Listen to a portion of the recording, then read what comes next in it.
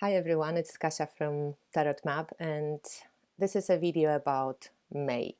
So May was quite an intense month for me, so I thought I'm going to just maybe make a little side note about that month by creating this video and just sharing with you what's up in it. When I pulled my year ahead cards, I'm just checking it out because if you're on my Instagram, you can actually take a look at it's in highlights. So for every month, I pulled a card from the El Goliath Tarot, from the Goddess Oracle by Linda Hill, Red Seeds Oracle, and from the Vase of Creation. And when I go to the May, I had Five of Coins, Compassion, and I think it was the Ocean from the Vase of Creation. And when I pulled the cards in the beginning of the year, I thought like, because then the January, February, March, April had like all these positive cards and, like just flow of abundance and everything. And suddenly May hit and it's like, poof, Five of Coins. And obviously what happened by the end, I think, of April even, I got like a minor health issue, so I had to deal with it, and it was going on through all the month of May and also beyond. It's going to go beyond May, but it's interesting because Five of Pentacles, it's not only a form of, let's say, financial struggle, but coins have often to do with our health and physical reality, right? So also at the beginning of May, I lost my savings, so I had to put some money into our new car, and some money meant most of my savings, which was quite disastrous for me because I was saving for a long time. But what I found out, abundance is really to be shared, and money is really to be put into the flow, because for some reason, whatever the amount was that I saved, and it was on my normal regular account, I was, spending money, putting money in. The amount was kind of hanging around a certain number and was never going up or down too much. I was just going like, come on, can't I just like make more money to just go beyond that borderline? But it just somehow never happened, and I was kind of losing my creativity and inspiration. I couldn't make wands. I was just wasn't feeling it. So after I had this splurge, when I had to give away that money or put it into our new car, I just felt this sense of creative awakening. So it shook me, and suddenly I was like inspired. I did the creative tarot class, which you can purchase. Like I got just like into the creative zone. I finished a batch of wands, which like I sold them all, and I was just like really inspired to create things, to make new things. And it was really amazing to see how quickly that money came back to me. And now I'm just really learning how not to do that poverty consciousness, and how not to get like bogged down into the fear of lack of money, and into the fear of being kind of enslaved to the reality as it is because of the money. So yeah, that was a really interesting experience. And I have been working with quite a few different decks in May, obviously, but one of the decks that really gave me solace and a lot of amazing insights was the Mysteries of Mary tarot deck by Hetien Grobler. And I have a review of this deck, so you guys can take a look. I'm just going to show a few cards. And the book that Hetien wrote about the Mary, but also is in such a wide understanding of Mary. It's amazing. So I've been working a lot with this deck, like pulling a card a day, and it's such a deep deck. I've had it for a few months now, and I still every time I pull a card, I'm kind of blown away. I also have been really enjoying that herbal healing deck by Schiffer, and this is by Sarah Baldwin and illustrated by Ashley Verkamp. The book is actually amazing. I like, if you like psychological kind of herbal themes, I was surprised. I don't know why I hold on to get this deck for so long. I finally got it from Tarot by Anya. Thanks, Anya. And it is such a cool deck. I really love it. It's so deep. And I enjoy the illustrations and also the coloring. But then the book is everything. It's so good together. So I have been using this one heaps. I was really enjoying, that to Red Seeds Oracle from Linda Hill, because it's just such a deep deck. And I have been doing the Walking with Mary, 30 Days with Mary, Venus challenges, and everything that has to do with awakening the sacred feminine and awakening to the sacred feminine within myself. And these decks were great help. So I highly recommend these two. I also loved the offering from Lisa de San Croix, Invoking the Goddesses. It's such a beautiful artwork and soulful. And then my friend Victoria sent me this Ancient Feminine Wisdom, Goddesses and Heroines of like Greek world. So I'm really like kind of digging this one as well. I was just having an exchange with somebody on Instagram. It was who was it? Sky Garden Tarot, and we were chatting about goddess decks, and I felt like, these oracles are like my life. I use them most probably. You will, if you had a reading from me, you will see the Red Seed Goddess Oracle, and probably recently also maybe Invoking the Goddess Oracle.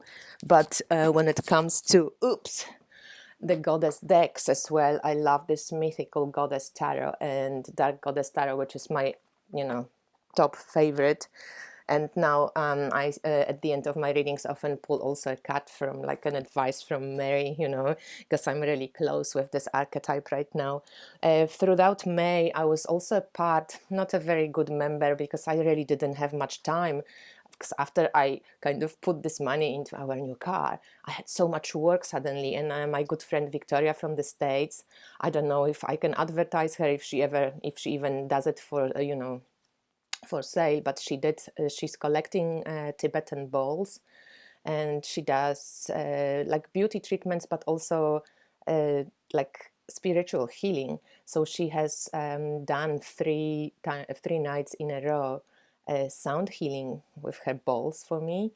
And guys, that just opened something. It just, the creativity flew through. She did it for my health issue to help me out with this, and there's definitely something to do with base chakra. So it was pretty incredible that the healing works distant, like, the distance doesn't matter really, because in energy world, and like we are energy in the end. It's interesting that it just doesn't matter if you live in Europe or in the States or where you are. If you have the intention and you set that intention, it just happens. But throughout May, I was a part of the 78 pieces of tarot group. Is this the name? 78 pieces of tarot, I think. And we were working, and we still are, but I don't have time to like post about it too much. But we were working on, and are working on the exploring, and connecting deeper with Mary L deck. You can pick any deck really you want, but the group is working with Mary L right now. So I've done most of the major arcana, but now I'm kind of get lost track when it comes to the minors. But this is quite an incredible deck, and I got reconnected with it through this work in the group. And this is a big thanks to Nightshade Tarot and to Mnomqua as well for kind of inspiring me to do that.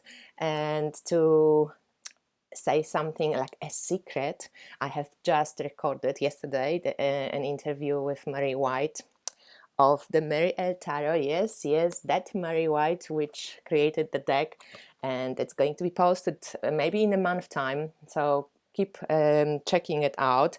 It's going to be posted on my channel and in the playlist Inspired Tarot Map. And by the way, this Saturday I'm going to post an interview that I recorded a few good weeks ago with Monica, a beautiful Monica, the creatrix of this gorgeous oracle of essences. And I have to say, I use this oracle also in nearly every reading, just because this is an oracle of essential oils. And I think it's a really cool way to add a practical level to the reading. So if I have a client and I pull a card, maybe they will feel inclined to use that oil, or at least smell that oil, connect to the spirit of that oil. So this oracle, it's very cool. It's got a lot of different oils, and the booklet, it's very well written. So I hope you will enjoy the interview that I did with Monica, and she's a healer as well. So she shared quite a few wonderful ways to work with crystals, with tarot cards, oracle cards. So I invite you to watch this interview. It will be posted on Saturday, and I have been digging in, this Rose Alchemy course, which I purchased from Sandy. The sale on the course is available only until the end of this month. So if you were into this Rose Alchemy and maybe were thinking of getting the course, it's now for £95, but it's going to go up to £295. So, it's a big difference if you want to do it, of course. It's not, you don't have to do it, but if you were into the roses like myself, and if you got the deck and were thinking about the course, now is the time. So I've been working with this deck every day. It's a deep work, so I'm kind of rushing with the course, rushing in a sense that I want to just watch it all and then go back and slowly incorporate some stuff. But I definitely, from what my pulls, I am working on Rose 4 and Rose Ma 4, and so there is this theme of roses connected to the 4 for me, and it's a beautiful healing system. But I can't really say much more about it because I'm still really discovering it. I have been using those, the charms that I also made a video on, and I quite love it. It's a fun way to add to the reading.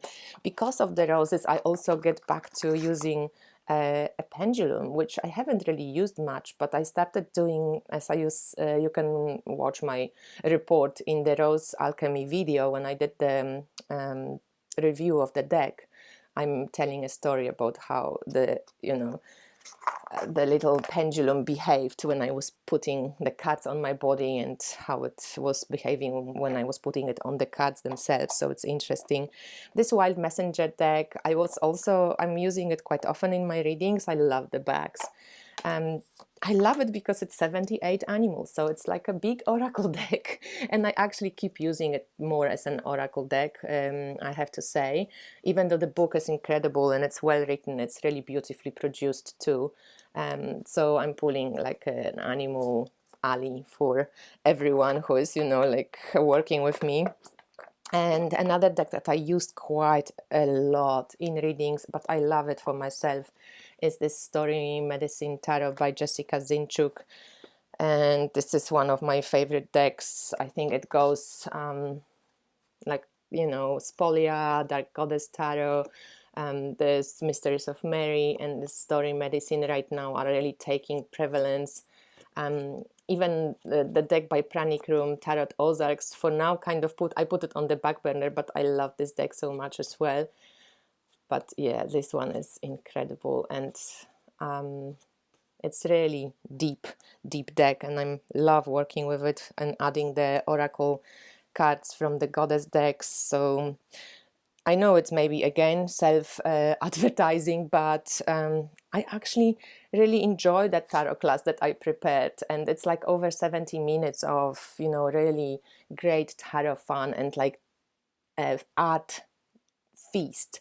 So if anyone who watches this got my class and haven't left me a feedback, or wants to like maybe comment for people to share if you liked it or not, I would really appreciate it, because obviously I would like to sell the class a lot, and I really think that this is a great class, and I enjoyed making it. And also I think that you learn actually a lot about connecting different decks. And as you know, I mix a lot of tarot and oracle decks together. And I think I share my knowledge in this class quite precisely. You know, I think you will learn a lot of practical tips on how to connect decks. And you get also a PDF with all the spreads and kind of ways that I connect decks. So you can check that out. It's on my website, but I link it here below. And this little oracle, I love it so much, this intuitive wisdom. It's also such a spot-on little thing. That's the backs of the cards. So they have just like 3 little key sentences and a keyword. And the artwork, it's very kind of colorful and beautiful. So this deck has been a constant companion of mine since I got it from my friend Vicky. I also quite enjoy these crystal portraits. I have number 2. I would love number 1, but when I checked on the Red Seeds Tarot, it's sold out, so I don't know if it's still available. But I really enjoy it. I love this deck. The simplicity, it goes really well with El Goliath deck. I was using these 2 together, and it's got this nice... I love that she added also, you know, the composition, which is cool. So this crystal portrait deck, it's very interesting as well. I have been using a lot of decks, you know, as I said, but these are my studies of the roses. This is exciting. I'm on lesson 4 now, and each lesson has like, now I'm learning about roses and bagua, the feng shui kind of way. So I'm excited about that. Anything else that happened in May? I went to a wonderful circle for Mother's Day. We went with my friend to the circle of for Mother Gaia, and it was actually really amazing. We kind of what was prepared by Ania Miłuńska and her friends. And it was beautiful in the countryside. We went to the forest, stood around like really old oak tree.